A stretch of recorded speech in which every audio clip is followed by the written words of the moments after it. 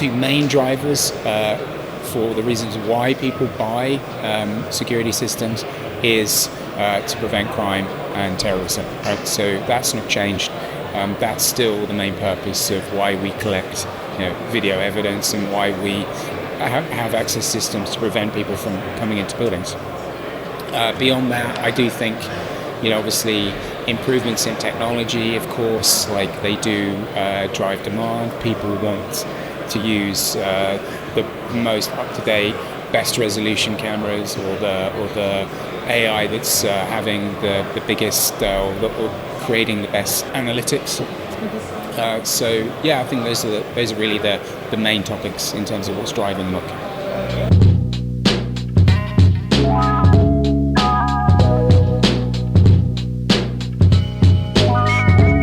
Specifically purchasing decisions, I still think some of the biggest issues people consider around purchasing decisions is price. Okay, so that's not necessarily that conducive to the best cybersecurity, but of course, especially for high-end or really secure applications and installations and projects, it's really important, and it definitely informs people's decisions.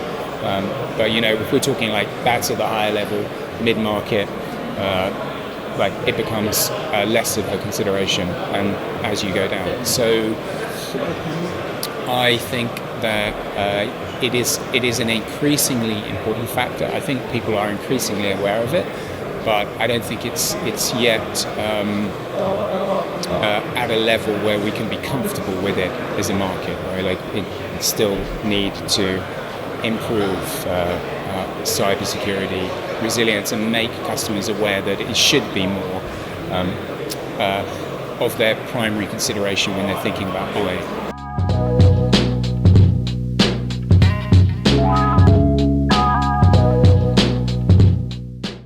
It's still not particularly integrated, so I think actually the security industry can do a lot of work in that area.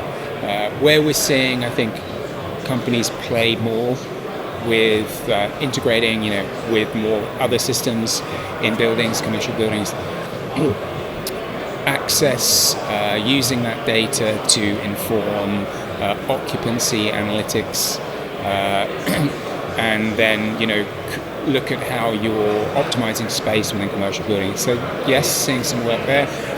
Within mobile credentials as well, we're definitely seeing access companies partner with companies who are providing, for example, employee experience applications for mobile phones. There's definitely integration and partnerships happening there. But I think on the let's say the higher level of real IoT platforms and integration, it's still quite siloed. Still not seeing. I think the real value that let's say video camera streams could provide to IoT at a really really high end level within buildings.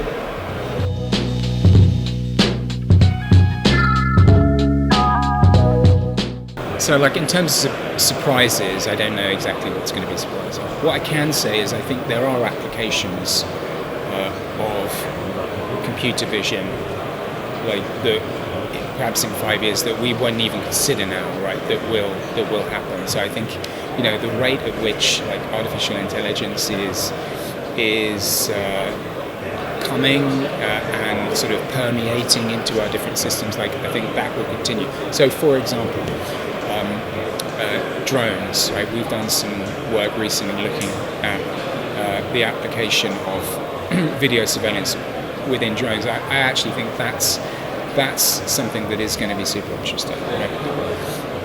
I think we're going to see a lot more growth in autonomous robots, right? So not just drones, but also autonomous vehicles, robots, etc., right? And computer vision is a massive part of that. So I think that's something to watch out for. I can definitely see drones with video cameras being an increasingly important part of like a total surveillance system.